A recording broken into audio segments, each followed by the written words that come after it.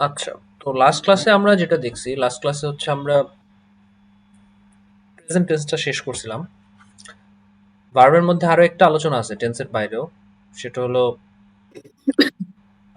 Causative verb. Causative verb সম্পর্কে কি আপনারা জানেন? পজিটিভ ভার্ব পজিটিভ ভার্ব, আমি জানি ভাই মোটামুটি। হ্যাঁ, ওই যে মেড, তারপর হচ্ছে হেল্প, এই ভার্ব গুলো আসলে যেভাবে ফাংশন করে আর কি একটা বাক্যে, এই জিনিসটা হচ্ছে পজিটিভ ভার্ব। তো এই জিনিসটা কিভাবে ফাংশন করে, কিরকম ব্যাপার স্যাপার, এই জিনিসটা আমরা হয়তোবা টেন্সের আলোচনার পরেই দেখা ট্রাই করবো আর কি। আচ্ছা, তাহলে আমাদের মোটামুটি ভার্বের যে ইস্যুস গুলো আছে, না ভার্বের মধ্যে আরো কিছু ব্যাপার আছে, যেমন সাবজেক্ট ভার্ব এগ্রিমেন্ট। ভার্বের ডিসকাশনই আসলে সবচেয়ে বড়, গ্রামারের মধ্যে সবচেয়ে বড় ডিসকাশন হচ্ছে ভার্বের। আর হচ্ছে অ্যাডভার্বের, মানে অ্যাডভার্বিয়াল ক্লজের আলাপ। অ্যাডভার্বিয়াল ক্লজে অনেক লম্বা আলোচনা আছে। আর হচ্ছে ভার্বের আলোচনা অনেক লম্বা। সাবজেক্ট ভার্ব এগ্রিমেন্ট আমরা যদি যাই, তারপরে হচ্ছে আপনার ওই যে রাইট ফর্ম অফ ভার্ব, এই কয়টা জিনিস পড়লে আমাদের মোটামুটি অনেকটুকু শেষ হয়ে যাবে ইংলিশ গ্রামারের। মানে আমাদের প্রাত্যহিক ব্যবহার্য যে ইংলিশ গ্রামার, লিখতে গেলে, বলতে গেলে, কারণ একটা ফর্মাল লেখা লিখতে গেলে, পরীক্ষার হলে লিখতে গেলে, প্রেজেন্টেশন দিতে গেলে, স্পিকিং এর সময় যে গ্রামার দরকার সেগুলো মোটামুটি কভার হয়ে যাবে। আর বাকি থাকবে কিছু স্টাইলিক গ্রামার আর কি। আচ্ছা, তো আজকে আমরা লাস্ট ক্লাসে যেহেতু আমরা প্রেজেন্ট টেন্স শেষ করছি, আজকে আমরা শুরু করব পাস্ট টেন্স দিয়ে। লাস্ট ক্লাসে আমরা দেখছি যে প্রত্যেকটা প্রেজেন্ট টেন্সের যে প্রকার আছে, ওটা কোন কোন মিনিং দেওয়ার জন্য ব্যবহার করা হয়, কোন অর্থে ব্যবহার করা হয়। আজকে যে পাস্ট টেন্সটা আমরা পড়তেছি, এই পাস্ট টেন্সটাও কিন্তু আমরা একইভাবে পড়ব। কোথায় কোথায় ব্যবহার হবে, কি অর্থে ব্যবহার হবে, এই জিনিসটাকে মাথায় রেখে। তো প্রথমেই আসেন past indefinite tense. Past indefinite tense last ক্লাসে কিছুটা আমরা দেখে ফেলছি। সেটা কিরকম? সেটা হচ্ছে আমরা বলছিলাম যে পাস্ট ইনডিফিনিট টেন্সও পাস্টের একটা জেনারেল ঘটনা বোঝায়, পাস্ট পারফেক্টও পাস্টের একটা জেনারেল ঘটনা বোঝায়। বাট পার্থক্য হচ্ছে পাস্ট ইনডিফিনিট একটা স্পেসিফিক টাইম বোঝায়, একটা স্পেসিফিক সময় বোঝায়। সময়টা উল্লেখ থাকবে, স্পষ্ট হবো যে আমি ঠিক কখন ঘটনাটা ঘটছে, তখন এটা পাস্ট ইনডিফিনিট হয়ে যাবে। আর যদি সময় উল্লেখ না থাকে, ইনডেফিনিট টাইমে হয়, তখন এটা আমরা পাস্ট পারফেক্ট কন্টিনিউয়াসে লিখবো। তো দেখেন, প্রেজেন্ট ইনডেফিনিটের আমার সবচেয়ে গুরুত্বপূর্ণ ব্যাপার কি? ব্যাপারটা হচ্ছে একটা স্পেসিফিক টাইম বোঝাবে, ইন দ্য পাস্ট। যেমন John went to Spain last year. Last year যদি না থাকতো তাহলে আমি কি লিখতাম? John has gone to Spain, তাই না? এভাবে করে আমরা লিখতাম। পাস্ট ইনডিফিনিট টেন্স বাক্যে যখন আমরা, মানে এটা বোঝার অন্যতম একটা গুরুত্বপূর্ণ ইন্ডিকেটর হচ্ছে বাক্যে আমরা কিছু জিনিস ব্যবহার, কিছু ওয়ার্ডের ব্যবহার দেখবো আমরা। যেমন ইয়েস্টারডে, অ্যাগো, লাস্ট নাইট, এই ওয়ার্ডগুলো যখন থাকবে এটা ইন্ডিকেট করে যে এটা একটা পাস্ট টাইমের ইভেন্ট, তখন আমরা পাস্ট ইনডিফিনিট টেন্স ব্যবহার করব। যেমন we drove to the grocery store this afternoon.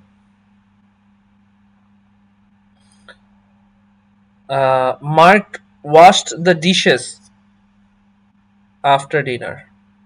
So এই জিনিসগুলো কি করে? এই জিনিসগুলো বোঝায় যে একটা স্পেসিফিক সময়কে উল্লেখ করে দেয়, এবং এর মাধ্যমে আমরা বুঝি যে ঘটনাটা পাস্টের। গেল আমার পাস্ট ইনডিফিনিট টেন্স। এরপর আছে পাস্ট কন্টিনিউয়াস টেন্স। এখানে কিছু ইন্টারেস্টিং ব্যাপার স্যাপার আছে, এটা একটু মনোযোগ দিয়ে আপনাদেরকে দেখতে হবে। পাস্ট কন্টিনিউয়াস টেন্সের জেনারেল যে ব্যবহার, জেনারেল ব্যবহারটা হচ্ছে এইটা: an action was occurring in the past, পূর্বে একটা ঘটনা ঘটতেছিল। এইটাই আমার জেনারেল পাস্ট কন্টিনিউয়াস টেন্স। কিন্তু পূর্বে শুধু একটা ঘটনা না, একাধিক ঘটনা ঘটছিল বোঝানোর ক্ষেত্রেও আমরা পাস্ট ইনডিফিনিট টেন্স ব্যবহার করতে পারি। মানে দুইটা অ্যাকশন থাকলেও আমরা পাস্ট কন্টিনিউয়াস টেন্স ব্যবহার করতে পারি। সেটা কিরকম? সেটা হচ্ছে an action occurring in the past and was interrupted by another action। মানে পূর্বে ধরেন কোনো একটা দুইটা ঘটনার কথা উল্লেখ আছে, একটা ঘটনা ঘটছিল এবং আরেকটা ঘটনা ওই ঘটমান ঘটনাটার সাথেই অথবা ঘটমান ঘটনাটাকে ইন্টারাপ্ট করছে, ব্যাহত করছে, এরকম কেস থাকতে পারে। ব্যাহত না করলেও ওইটাও ধরেন ওই সময়টাতে ঘটছে আর কি। মাথায় রাখবেন এরকম দুইটা টেন্স সেন্টেন্সের ক্ষেত্রে আমরা ওয়েন শব্দটা ব্যবহার করি, এবং যেই ঘটনাটা ঘটছিল সেই ঘটনাটাকে আমরা পাস্ট কন্টিনিউয়াসে হচ্ছে ব্যবহার করব, আর যেটা ইন্টারাপশন করছে এটাকে আমরা পাস্ট ইনডিফিনিটে ব্যবহার করব। এটা আমি কেন আলাদা করলাম, তার কারণ হচ্ছে পাস্ট পারফেক্ট টেন্সের ক্ষেত্রেও কিন্তু দুইটা ঘটনা থাকতে পারে, ওই যে বিফোর আফটার, হ্যাঁ, এবং ওয়েন যুক্ত শব্দই কিন্তু থাকতে পারে, বিফোর আফটারের জায়গায় ওয়েন ব্যবহার করা যেতে পারে। তো এখন সেখানেও দুইটা ঘটনা থাকে, আমরা ছোটবেলা থেকে এটাই পড়ে আসছি। বাট দুইটা ঘটনা থাকলেই, পাস্টে দুইটা ঘটনা থাকলেই আমাদের টিচাররা বা নর্মালি আমরা ভাবছি যে একটা হবে হচ্ছে পাস্ট ইনডেফিনিট আর একটা হচ্ছে পাস্ট পারফেক্ট। কিন্তু এর বাইরেও হইতে পারে, পাস্ট কন্টিনিউয়াস টেন্সেও দুইটা ঘটনার উল্লেখ থাকতে পারে। তো এইটার মিনিংটা হবে একটা ঘটতেছিল আর একটা ইন্টারাপ্ট করছে, এবং এরা কানেক্টেড বাই থাকবে ওয়েন। ঠিক আছে, নট অনলি দ্যাট, ওয়েন এর সাথে যে ক্লজটা, এই ক্লজটা হবে পাস্ট ইনডিফিনিট টেন্স। ওয়েন যুক্ত যে ক্লজটা এটা হবে পাস্ট ইনডিফিনিট টেন্স, আর বাকি ক্লজটা হবে পাস্ট কন্টিনিউয়াস টেন্স। আমরা একটা উদাহরণ দেখি যে জিনিসটা কিরকম, কিভাবে ফাংশন করে একটা বাক্যে। ধরেন আমি দেখলাম যে একজন টেলিভিশন দেখতেছিল পূর্বে, এবং তার টেলিভিশন দেখার সময় একটা লোক রুমে প্রবেশ করছে। তার মানে একটা কাজ ঘটছিল এবং ওই সময় আরেকটা কাজ ঘটে গেছে, অথবা ইন্টারাপশন হয়েছে। ইন্টারাপশন শব্দটা জাস্ট আমরা বোঝার জন্য ব্যবহার করতেছি, মূল আইডিয়াটা হচ্ছে যে এখানে একটা ঘটমান অবস্থায় আরেকটা কাজ ঘটে গেছে। তো আমরা একটু আগে যে কথাটা বললাম সেটাকে যদি আমরা একটু দেখার ট্রাই করি, তাহলে দেখেন, Rafi was watching television, sorry,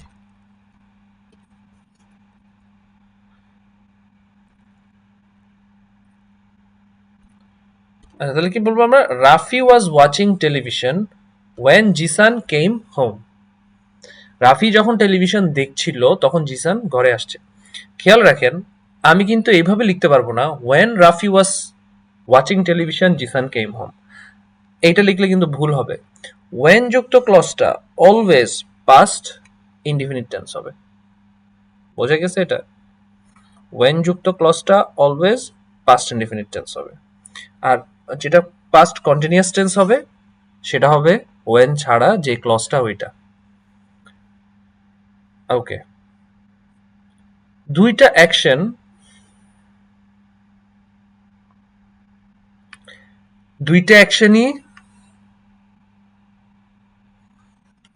একই সাথে ঘটছিল। একটু আগে আমরা যে সেন্টেন্সের উদাহরণটা দেখলাম সেটা হচ্ছে দুইটা ক্লজ, দুইটা ঘটনা, একটা ঘটছিল আর একটা ঘটে গেছে, তখন আমরা ওয়েন দিয়ে এটা লিখছি। আরেকটা ঘটনা ঘটতে পারে, সেটা হচ্ছে দুইটা ঘটনাই একই সাথে ঘটছিল, এইটা ব্যবহার করার জন্য সাধারণত আমরা ওয়াইল ব্যবহার করি। আবার এই ওয়াইলের জায়গায় ওয়েনও ব্যবহার করা যায়, এটা আমরা দেখব। ওয়াইলের জায়গায় ওয়েনও ব্যবহার করা যায়, যেমন Rafi was watching movie while যখন Sima was playing in the field. Okay, আবার এভাবে আমি লিখতে পারি, while Rafi was watching movie Sima played in the field. দেখেন এই সেন্টেন্সটা কি বোঝাচ্ছে, এই সেন্টেন্সটা বোঝাচ্ছে যে রাফিও মুভি দেখতেছিল, সিমাও খেলতেছিল, দুইটাই একই সাথে ঘটছিল। মজার ব্যাপার হচ্ছে এই জিনিসটাও সেম জিনিস বোঝায়। রাফি মুভি দেখতেছিল, এবং যদি ওটা Sima played in the field, past indefinite tense, কিন্তু এইটাও কন্টিনিউয়াস অ্যাকশন বোঝাচ্ছে। কারণ কি? কারণ কারণ তো আসলে এটা ইংরেজিরা এভাবে ব্যবহার করে, বাট এই ফরমেশনটা কিন্তু একই রকম। তাহলে এই সেন্টেন্সের সাথে এবার একটু আমরা মনোযোগ দিয়ে খেয়াল করতে হবে যে এই সেন্টেন্সটা এবং এই সেন্টেন্সটা, এটার মধ্যে পার্থক্য কি। আমি যদি একটু মুছি, একটাতে ওয়েন আছে, একটাতে ওয়েন নাই। হ্যাঁ ওয়েন আছে ওয়েন নাই, এটা একটা, বাট আমি ওয়াইলের জায়গায় ওয়েন ব্যবহার করতে পারি, এটা আপনি মাথায় ইয়ে করে রাখেন। দেখেন এই যে সেন্টেন্সটা, Rafi was watching television when Jisan came home, এইটা একটা সেন্টেন্স এবং খুবই সিমিলার একটা সেন্টেন্স হচ্ছে while Rafi was watching movie Sima went to the field.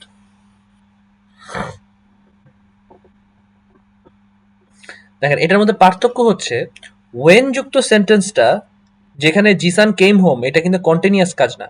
When যুক্ত সেন্টেন্সটার সাথে যেই কাজটা এটা হচ্ছে কাজটা হয়ে গেছে, এটা কন্টিনিউয়াস কাজ না। আর ওয়াইল যুক্ত সেন্টেন্সটা এখানে ওয়াইলের সাথে বসবে কন্টিনিউয়াস অ্যাকশনটা। পার্থক্যটা এখানেই। এইখানে পরের সেন্টেন্সটাতে ওয়াইলের সাথে ইয়েটা বসবে এবং আরো একটা কাজ যেটা চলতেছিল এইটা কমা দিয়ে আলাদা একটা ক্লজ আকারে বসবে। এইটা দিয়ে বোঝায় দুইটাই চলমান।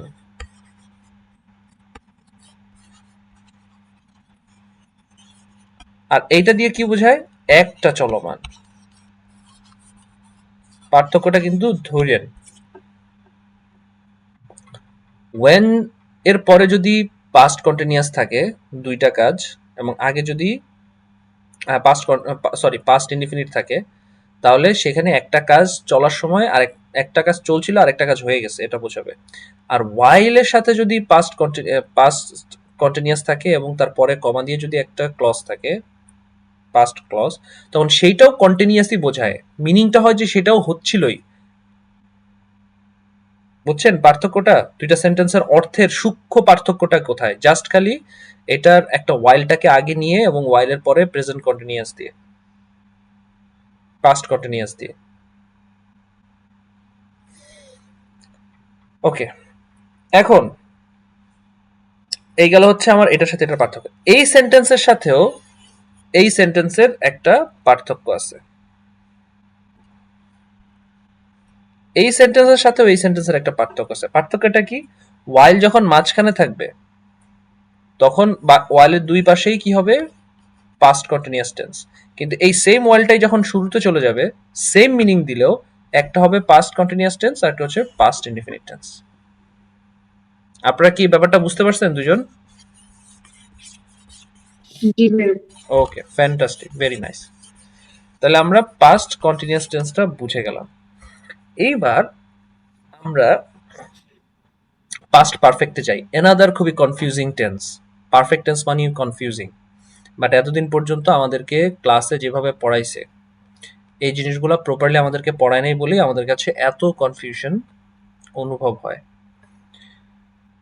তাহলে চলেন আমরা একটু দেখি যে এখানে আসলে কি কি বলার ট্রাই করতেছে। পাস্ট পারফেক্ট টেন্স হইতে হলে আমরা একটু আগে বলছি যে দুইটা অ্যাকশন লাগবে, পূর্বের দুইটা অ্যাকশন লাগবে। পাস্ট পারফেক্ট মানে পূর্বের দুইটা অ্যাকশন, বাট নট অলওয়েজ। সব সময় না। যদি দুইটা অ্যাকশন থাকে, পাস্টের দুইটা অ্যাকশন থাকে এবং একটা কাজ আরেকটা কাজের আগে বোঝায়, আগে ঘটে গেছে বোঝায়, সেখানে আমরা পাস্ট পারফেক্ট ব্যবহার করব। খেয়াল করেন একটু আগে যখন আমরা কন্টিনিউয়াস টেন্স পড়ছি তখন আমরা কন্টিনিউয়াস টেন্সটা কোন অর্থে পড়ছি? দুইটা কাজ পূর্বেরই, বাট অর্থ দিচ্ছে কি? একটা অর্থ দিচ্ছে দুইটা কাজ একই সাথে হচ্ছে, আরেকটা কাজ অর্থ দিচ্ছে একটা কাজ হচ্ছিল এবং আরেকটা কাজ হয়েছে। আর when it comes to past perfect তখন ওই দুইটা সেন্টেন্সের অর্থ হবে একটা কাজ আগে দুইটা কাজই পাস্টের দুইটা কাজই হয়ে গেছে, কিন্তু একটা আগে হয়েছে একটা পরে হয়েছে। If two actions occurred in the past and one action occurred before another action, একটা then action occurred earlier is the past perfect tense। যেটা আগে ঘটছে সেটা হবে past perfect। আমরা ছোট্ট একটা উদাহরণ দিই। John went to the hospital after he had gone to the store। তাহলে দেখেন জন হসপিটালে গেছে এটাও পূর্বের ঘটনা, জন স্টোরে গেছে এটাও পূর্বের ঘটনা। দুইটাই পূর্বেই শেষ হয়ে গেছে, এখানে কোনো কন্টিনিউয়াসের মিনিং নাই। প্রশ্ন হচ্ছে কোনটাকে আমি পাস্ট পারফেক্ট বানাবো আর কোনটাকে পাস্ট ইনডিফিনিট বানাবো? যে কাজটা আগে হইছে, দেখেন জন ওয়েন্ট করছে কোথায়, গেছে কোথায়? হসপিটালে। কখন? After he had got to the store, আগে স্টোরে গেছে তারপরে হসপিটালে গেছে। তাহলে এই যে হসপিটালে গেছে তাই না? তাহলে এই জন্য স্টোরটাকে আমরা লিখছি কি পাস্ট পারফেক্ট টেন্সে, had plus V3, had plus V3 মাথায় রাখবেন পাস্ট পারফেক্ট টেন্স। আর যেটা আগে পরে হয়েছে এটাকে আমরা রাখছি এখানে। John had gone to the store before he went to the hospital, এটাও সেম ঘটনা। দেখেন এখানে একই কথাকে আমি বিফোর এন্ড আফটার দিয়ে লিখতে পারি। এখন প্রশ্ন হচ্ছে যে বিফোর এর এবং আফটার যদি আমি ব্যবহার করি তাহলে কখন কোন টেন্সটা বসবে সবসময় মাথায় রাখবেন। বিফোর মানে কি? পূর্বে। বিফোর মানে হচ্ছে পূর্বে। তো বিফোর এর পূর্বে থাকবে হচ্ছে পাস্ট পারফেক্ট। আর আফটার মানে কি? আফটার মানে হচ্ছে পরে। আফটার এর পরে থাকবে হচ্ছে পাস্ট পারফেক্ট। এই জিনিসটা অলওয়েজ মাথায় রাখবেন। বিফোর এর পূর্বে, আফটার এর পরে। সো আফটার এর পরে হবে পাস্ট পারফেক্ট, বিফোর বিফোর এর পূর্বে হবে পাস্ট পারফেক্ট। কিন্তু অর্থটা কিন্তু আমাকে মাথায় রাখতে হবে, যেটা পাস্ট পারফেক্ট সেটা আগে হয়েছে দুইটা ঘটনার মধ্যে, এবং পরে যেটা হয়েছে এটা হবে past indefinite. That is our first thing. যেখানে দুইটা ঘটনা নাই বাট স্টিল পাস্ট পারফেক্ট ব্যবহার হইতে পারে। যেমন হি হ্যাড লিভড ইন, সরি,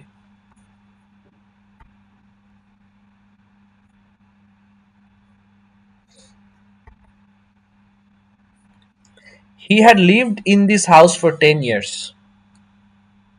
সে 10 বছর ধরে এখানে বসবাস করছে। তাহলে দেখেন এরকম একটা ঘটনা, এরকম একটা সেন্টেন্স, কিন্তু আমরা এটাও লিখতে পারি হি has lived in this house for 10 years, মানে এটা প্রেজেন্ট পারফেক্টেও লিখতে পারি, তাই না? প্রেজেন্ট পারফেক্টে হ্যাজ দিলে তো এটা প্রেজেন্ট পারফেক্ট হয়ে যায়, আর হ্যাড দিলে এটা পাস্ট পারফেক্ট হয়ে যায়। তাহলে এই যে আমি হ্যাজ দিচ্ছি, has lived in this house for 10 years, এই দুইটা সেন্টেন্সের মধ্যে পার্থক্য কি? লাস্ট ক্লাসে আমরা পড়ছি যে প্রেজেন্ট পারফেক্ট হলো এমন একটা সেন্টেন্স, এমন একটা টেন্স, যে টেন্সটা বোঝায় যে পূর্বে একটা কাজ শুরু হয়েছে, লম্বা সময় ধরে চলছে এবং এখনো কাজটা চলমান, বর্তমান সময়েও কাজটা চলমান। এই জিনিসটা বোঝানোর জন্য আমরা পাস্ট পারফেক্ট ব্যবহার, প্রেজেন্ট পারফেক্ট ব্যবহার করি। Past perfect on the other hand আমরা মনে করি বোঝায় পূর্বে একটা কাজ শুরু হয়েছে, লম্বা সময় ধরে চলছে এবং বর্তমানের আগেই কাজটা শেষ হয়ে, বর্তমানের আগেই কাজটা শেষ হয়ে গেছে। এটা যদি আমরা বর্তমান ধরি, এটা যদি বর্তমান ধরি, তাহলে বর্তমানের আগেই কাজটা শেষ হয়ে গেছে।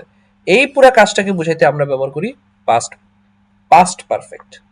প্রেজেন্ট পারফেক্ট বর্তমানেও চলতেছে, আর পাস্ট পারফেক্ট মানে বর্তমানে শেষ হয়ে গেছে, এটার নাম হচ্ছে পাস্ট পারফেক্ট। দেখি তো আমরা ব্যাপারটা কিভাবে ফাংশন করে একটা সেন্টেন্সে। এই দুইটা সেন্টেন্সই বিবেচনা করি আমরা। He had lived in this house for 10 years আর he has lived in the house for the 10 years। এই যে হ্যাজ লিভড এটা হচ্ছে প্রেজেন্ট পারফেক্ট, আর হ্যাড লিভড এটা হচ্ছে পাস্ট পারফেক্ট। তাহলে দুইটা সেন্টেন্সের মিনিং এর অর্থগত পার্থক্যটা কোথায়? হি had lived in this house for 10 years মানে সে লম্বা, হ্যাড মাথায় রাখেন, হ্যাড হ্যাড মানে হচ্ছে কি পাস্ট পারফেক্ট। তার মানে হি had lived in this house for 10 years, সে লম্বা সময় ধরে 10 বছর ধরে পূর্বে বসবাস করা শুরু করছে, 10 বছর ধরে বসবাস করছে, বাট এখন আর সে হাউসটাতে বসবাস করতেছে না, এটা বোঝাচ্ছে। Means that he doesn't live in this house now and move to somewhere else.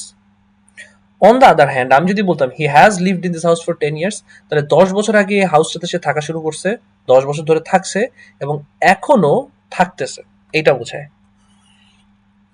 বোঝা গেছে? বাট 10 বছর হয়ে গেছে। হি has lived in this house, he had হবে এখানে, হি had lived in this house for 10 years before he move to the Gulshan. He had lived হবে এখানে, has lived হবে না। এই হলো মোটামুটি আমার পারফেক্ট টেন্স। একটা জিনিস মাথায় রাখেন, বিফোর এবং আফটার দিয়ে আমরা অলওয়েজ পারফেক্ট টেন্স লিখছি, বাট ওয়েন দিয়েও এই বিফোর এবং আফটারের মিনিং দেওয়া যায়। ঠিক আছে? এখন বিফোর দিয়ে তো আমি বুঝি, আফটার দিয়ে আমি সরাসরি বুঝি যে কোনটা বিফোর কোনটা আফটার, বাট ওয়েন যখন হয় তখন আমি কিভাবে বুঝবো কোন ঘটনাটা আগে ঘটছে কোন ঘটনাটা পরে ঘটছে? তখন আমাকে বুঝতে হবে টেন্স দেখে। টেন্সে যেটা পাস্ট পারফেক্ট থাকবে সেটা হচ্ছে আগের ঘটনা, যেটা পাস্ট ইনডেফিনিট থাকবে সেটা পরের ঘটনা। যেমন আমি যদি বলি, ও হ্যাঁ বুঝতে পারছেন এটা। এখন আরেকভাবে সেন্টেন্সটাকে লেখা সম্ভব সম্ভব সেটা হচ্ছে বিফোর এবং আফটার যুক্ত যে ক্লজটাকে সামনে নিয়ে এসে, before he went to the hospital John had gone to the store, after he had gone to the store John went to the hospital. দেখেন আমি উপরে যেই সেন্টেন্স দুইটা লিখছি এই সেন্টেন্সের কিন্তু আমি জাস্ট কি করছি, বিফোরের যে পরের অংশটা এবং আফটারের সাথে সংযুক্ত যে অংশটা, এই দুইটা অংশকে সামনে নিয়ে আসছি, আর বাকি অংশটাকে এখানে লিখছি। ঠিক আছে, জাস্ট খালি এই আপনার ফরমেশন চেঞ্জটাকে করেও সেম সেন্টেন্স লেখা যায়, সেম মিনিং এ লেখা যায়, সেম গ্রামার অ্যাপ্লাই হবে এইখানটাতেও। আশা করি আপনারা বুঝতে পারছেন। অনেকগুলো জিনিস পড়াইলাম। এবার আসেন past perfect continuous. Past perfect continuous মানে হচ্ছে এই যে আমরা যে ২ নাম্বারটা নিয়মটা পড়লাম, অতীতে একটা লম্বা সময় ধরে, অতীতে কাজ শুরু হয়েছে, লম্বা সময় ধরে এটা চলছে, এন্ড দেন হচ্ছে বর্তমানের আগে শেষ হয়ে গেছে, এই সেম মিনিং দেওয়ার জন্য আমরা পাস্ট পারফেক্ট কন্টিনিউয়াস ব্যবহার করতে পারি। যেমন Abdul had been living in Dhaka before he had move to Rajshahi. Abdul had lived in Dhaka before he had move to Rajshahi. এই সেম জিনিস, বোঝা গেছে? সেম জিনিস, অর্থ সেম, আমরা এটার সাথে পারফেক্ট কন্টিনিউয়াস টেন্সও ব্যবহার করতে পারি। দ্য থিং ইজ, পার্থক্যটা কোথায়? পার্থক্য হচ্ছে আমার সেন্টেন্সের মিনিং এর উপর। আমি কেমন ভাইব ক্রিয়েট করতে চাই আমার লেখায়। আমি কি একটা কন্টিনিউয়াস ভাইব ক্রিয়েট করতে চাই, নাকি হচ্ছে একটা কাজ শেষ হয়ে গেছে সেই ভাইব ক্রিয়েট করতে চাই। এটার উপর নির্ভর করবে আমি কন্টিনিউয়াস টেন্স ব্যবহার করব নাকি পারফেক্ট টেন্স ব্যবহার করব, জাস্ট পারফেক্ট ব্যবহার করব। শেষ আমাদের পাস্ট টেন্স। এবার আপনারা বলেন যে পাস্ট টেন্স আপনারা বুঝছেন কিনা। প্রশ্ন আছে পাস্ট টেন্সে আর কোনো? না ভাই। ওকে, তো এবার আসেন আমরা ফিউচার টেন্সে যাই। ফিউচার টেন্স, ফিউচার টেন্স সম্পর্কে তো মোটামুটি জানেন না? মুনসেফ, আপনি কি শুনতেছেন?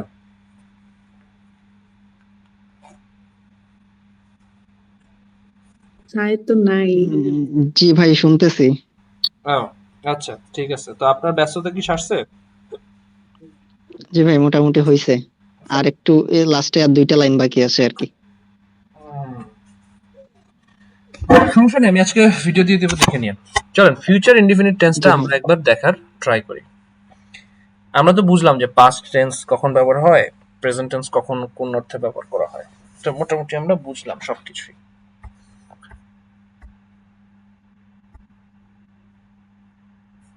ওকে, এবার ফিউচার ইনডিফিনিট টেন্স দিয়ে আমরা শুরু করি। ফিউচার ইনডিফিনিট টেন্সের ফরমেশনটা কি? Will plus verb one, right? বা উইল অথবা shall plus verb one. And shall plus will plus verb one, এটা হচ্ছে আমার পারফেক্ট কন্টিনিউয়াসের একটা ফরমেশন। ফিউচার ইনডিফিনিটের একটা ফরমেশন।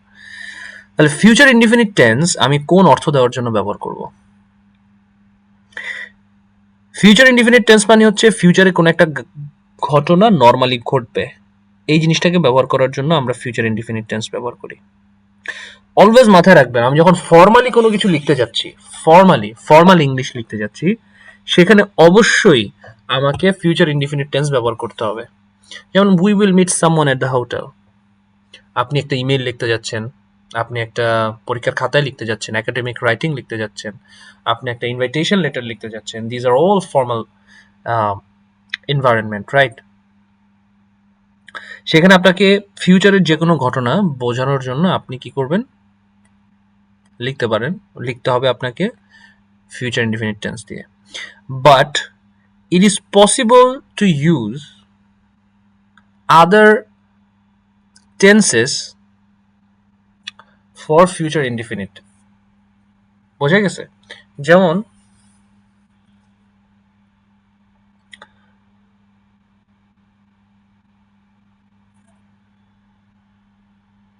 সেটা হচ্ছে গোয়িং টু অথবা প্রেজেন্ট কন্টিনিউয়াস।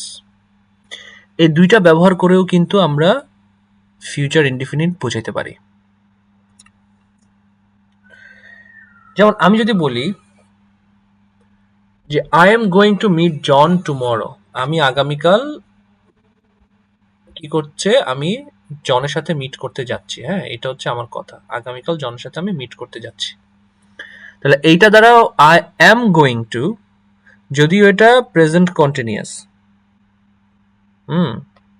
এইটা দ্বারা কিন্তু পাস্ট ইনডিফিনিট ফিউচার ইনডিফিনিটের মিনিং দিচ্ছে। মিনিংগতভাবে বাই টেন্স এটা প্রেজেন্ট কন্টিনিউয়াস, একটা হচ্ছে বাই টেন্স বা বাট বাই মিনিং, এটা হচ্ছে ফিউচার ইনডিফিনিট, ফিউচার ঘটনা। প্রেজেন্ট কন্টিনিউয়াস টেন্স আমরা লাস্ট ক্লাসে যখন প্রেজেন্ট কন্টিনিউয়াস পড়ছি তখন আমরা বলছি যে শিডিউলড যখন কোনো কিছু থাকে, প্ল্যান্ড যখন কোনো কিছু থাকে, হ্যাঁ, তখন সেই প্ল্যান জিনিস বোঝাইতে আমরা প্রেজেন্ট কন্টিনিউয়াস বোঝাইতে পারি, ফিউচারের প্ল্যান জিনিস বোঝাইতে প্রেজেন্ট কন্টিনিউয়াস ব্যবহার করতে পারি। এবং এখানেও তাই, I am meeting John tomorrow, I am going to meet John tomorrow, I am meeting John tomorrow. এখানে এই প্রেজেন্ট কন্টিনিউয়াস টেন্স আমরা ব্যবহার করতেছি কিসের জন্য? ফিউচার ইনডিফিনিটের জন্য। ইনফর্মালি আমরা এই জিনিসটা ব্যবহার করতে পারি, বাট ইনফর্মালি বলতে কথায়, ইনফর্মাল রাইটিং আমরা এটা ব্যবহার করতে পারি, কনভারসেশনে। But when it comes to formal writing আমাকে অবশ্যই এটা ব্যবহার করতে হবে। ফিউচার ইনডিফিনিটের মিনিং দেওয়ার জন্য ফিউচার ইনডিফিনিট টেন্স ব্যবহার করতে হবে। এটা আমাদের প্রথম সবক।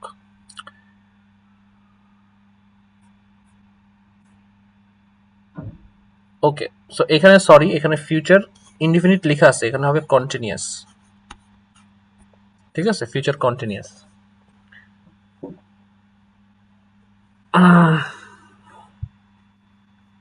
না না না না, এটা ফিউচার ইনডিফিনিটেরই হচ্ছে আপনার, সরি, ফিউচার ইনডিফিনিটেরই হচ্ছে আরো ব্যবহার আছে, সেটা হচ্ছে। আচ্ছা তাহলে দেখেন, ফিউচার ইনডিফিনিট আমরা কোথায় কোথায় তাহলে ব্যবহার করতে পারি? যখন আমি আরো কিছু ব্যবহার আছে, একটা হচ্ছে নর্মাল যেই ফিউচার ইভেন্ট সেটা বোঝাইতে আমরা ফিউচার ইনডিফিনিট ব্যবহার করতে পারি। when I order something আমরা কিন্তু তখন ফিউচার ইনডিফিনিট ব্যবহার করি, when we order something। যেমন I will have a small pizza, that means ধরেন আপনার কাছে একটা ওয়েটার আসছে, ওয়েটার এসে জিজ্ঞেস করছে যে ভাই কি খাবেন আপনি একটা রেস্টুরেন্টে যাওয়ার পর, আপনি তখন তাকে বলবেন I will have a small pizza, ঠিক আছে? তার মানে আপনি পিৎজা অর্ডার করলেন, কোন একটা কিছুকে অর্ডার করতে খাবারের আমরা আই উইল, আমরা প্রেজেন্ট ইনডিফিনিট টেন্স ব্যবহার করি। Polite question, asking permissions, polite question কিন্তু অনেক ধরনের কোয়েশ্চেন হয়, সবসময় মাথা রাখবেন। পারমিশন আস্ক করার জন্য আমরা প্রেজেন্ট ইনডিফিনিট টেন্স ব্যবহার করি, সরি, ফিউচার ইনডিফিনিট টেন্স ব্যবহার করি। এবং ওই পারমিশনের, পলাইট পারমিশন আস্কিং কোয়েশ্চেনের জন্য শ্যাল ব্যবহার করতে হবে। যেমন ধরেন আমরা সবাই মিলে একটা ডিনার টেবিলে বসে আছি, কিছুক্ষণ পরে আমরা ডিনার শুরু করব, কিন্তু কেউই শুরু করতেছে না, হ্যাঁ, পিস বিফোর দ্য কার্নেজ, এরকম একটা সিচুয়েশন, খুব শান্ত ধীর অবস্থা, একটু পরেই শুরু হবে যুদ্ধ খাবার টেবিলের মধ্যে। এমন সময় তৌফিকা বলল যে আমরা কি মানে আর তর সইতেছে না, যারা খাবারটা শুরু হচ্ছে না কেন, সবাই তো ভদ্রতা দেখাচ্ছে কেন? তখন আমরা কি করি, আমরা কেউ একজন সকলের কাছে একটা পারমিশন আস্ক করি যে ভাই আমরা ঠিক খাবারটা শুরু করতে পারি। তাহলে এই যে এই কথাটা, আমরা যে খাবারটা শুরু করতে পারি, এটা যখন ইংরেজিতে বলবো তখন এটা আমাকে ফিউচার ইনডিফিনিট টেন্সে বলতে হবে, সেটার জন্য শ্যাল ব্যবহার করতে হবে। এখানে কিন্তু দেখেন পলাইট কোয়েশ্চেন করতেছি for asking permission of others, তাহলে আমি এটা কিভাবে বলবো? Shall we have the dinner, shall we have the dinner. চিন্তা করে দেখেন, এটা কিন্তু future indefinite tense, but it's not referring to any future event, এটা কোনো ফিউচার ইভেন্ট বোঝাচ্ছে না, এটা একটা কোয়েশ্চেন বোঝাচ্ছে, to ask permission from others. Shall we go, এটাও পারমিশন বোঝাচ্ছে, শ্যাল উই গো, ঠিক আছে? আচ্ছা, no contraction in formal writing and speaking, মানে এই যে কন্ট্রাকশন মানে ছোট করা, আই উইলকে যেরকম আই ডাবল এল দিয়ে লিখছি, এটার বলে কন্ট্রাকশন করা। ফর্মাল রাইটিং এ কখনো কন্ট্রাকশন করা যায় না, ছোট করা যায় না, সরাসরি I W I double L will এভাবে করে লিখতে হবে। আই গেস আপনারা বুঝতে পারছেন যে পলাইট কোয়েশ্চেন আস্কিং এর জন্য কিভাবে, পলাইট পারমিশন আস্কিং কোয়েশ্চেনের জন্য কিভাবে ফিউচার ইনডিফিনিট টেন্স ব্যবহার হয়। এবার আসেন future continuous tense.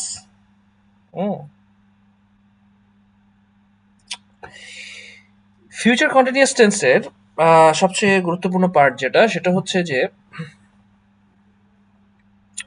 Future continuous টেন্সের formation, will plus shall, will plus be plus verb ING, এটা আমরা সকলেই জানি।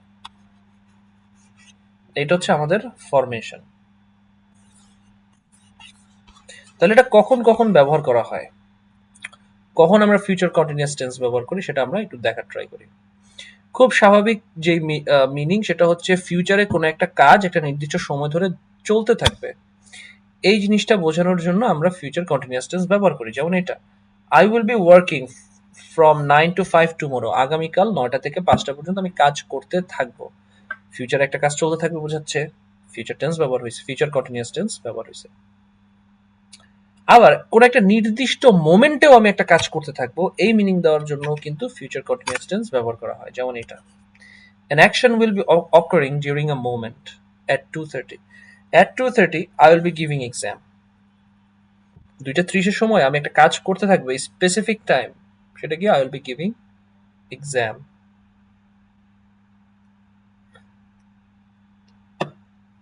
ঠিক পাস্ট কন্টিনিউয়াসের মতো ফিউচারে দুইটা কাজ করতে থাকবে, এটা বোঝানোর জন্য আমি দুইটা ফিউচার টেন্স ব্যবহার করি। I will be giving presentation and you will be meeting the person. যখন আমি প্রেজেন্টেশন দিতে থাকবো তখন আরেকজন মিটিং এর সাথে, আরেকজন পার্সনের সাথে মিটিং করবে। এই হচ্ছে ব্যাপার। ওকে, এবার আসেন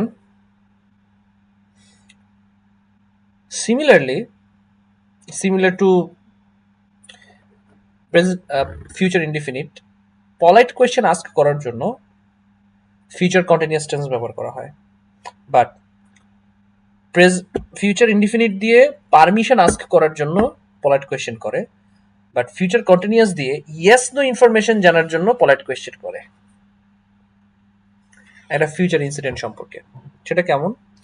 আমরা যদি লাস্ট উদাহরণটা একটু দেখি, shall we have the dinner, এটা আমরা পারমিশন চাইছি। আমরা কারো থেকে কোনো ইয়েস নো অ্যান্সার জানতে চাইছি?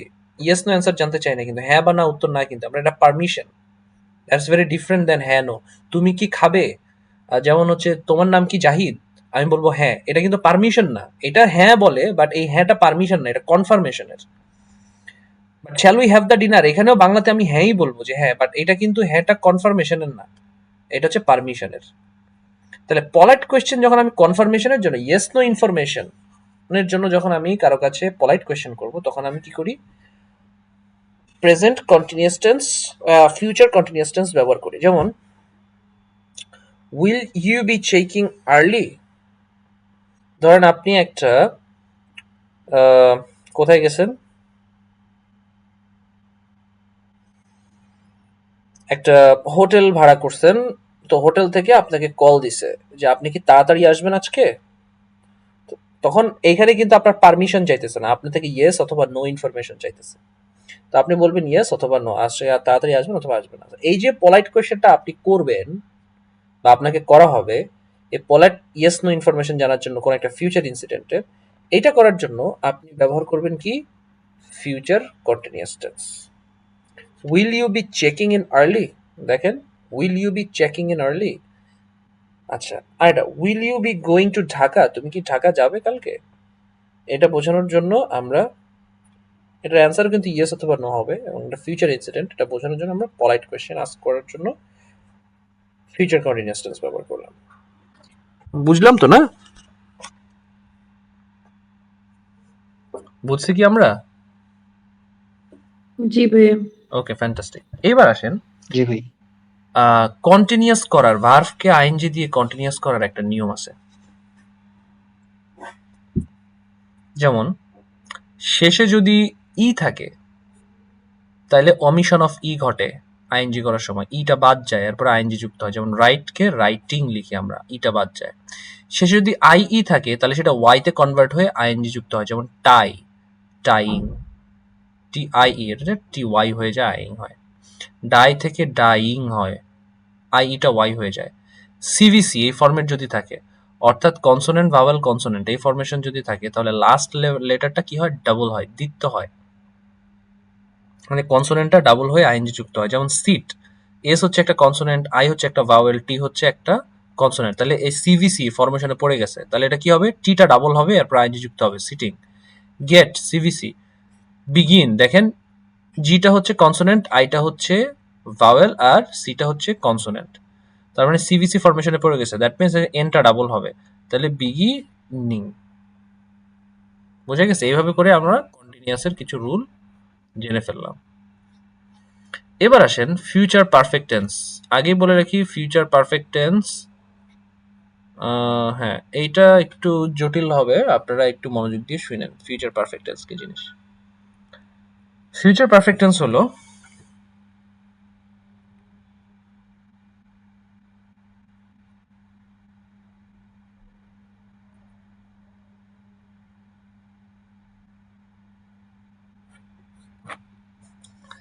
ওকে, ফিউচার পারফেক্ট টেন্স হচ্ছে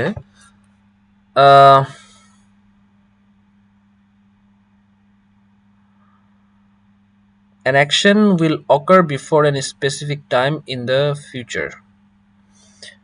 দেখেন, ফিউচারে কোনো একটা নির্দিষ্ট সময়ের পূর্বেই,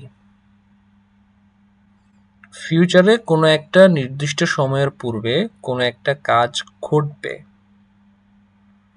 এই জিনিসটাকে বোঝানোর জন্য আমরা ফিউচার পারফেক্ট টেন্স ব্যবহার করি।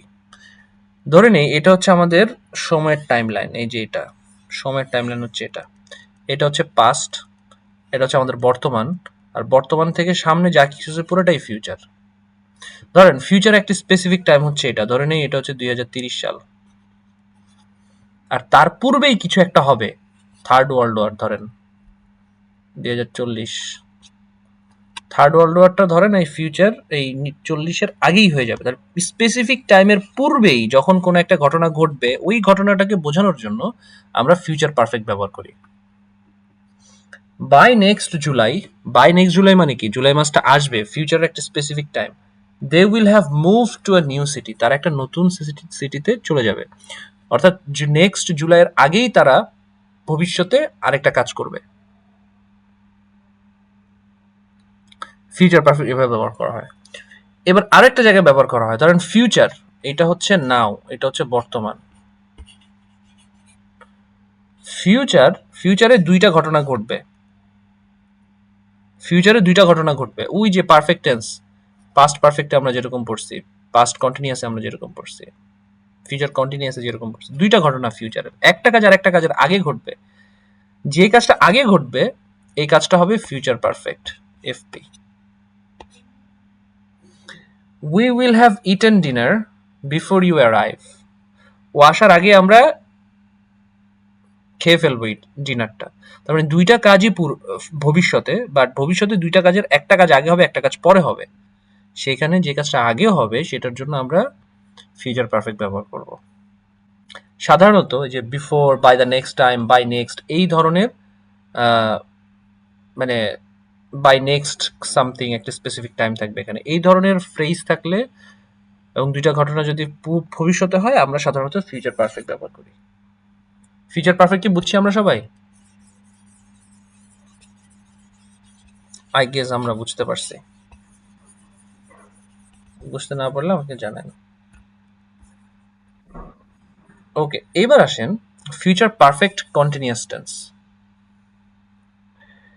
ফিউচার পারফেক্ট কন্টিনিউয়াস টেন্স হচ্ছে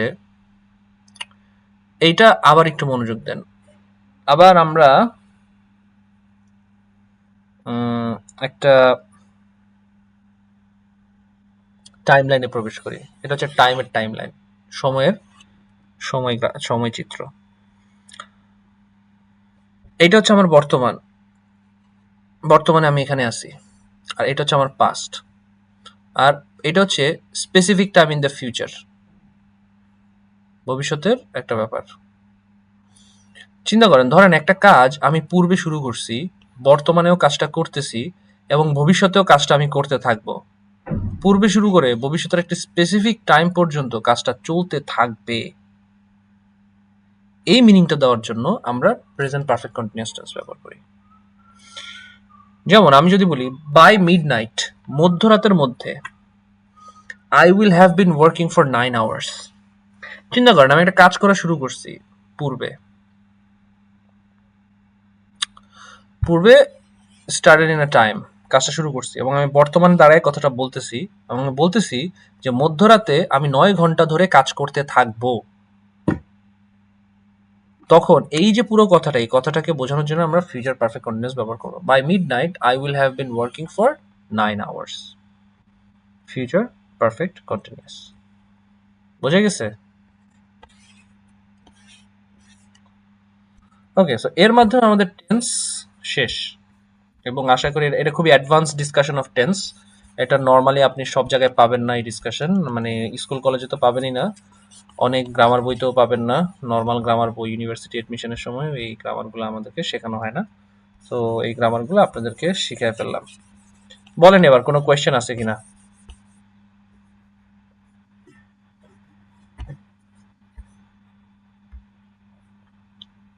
হ্যালো।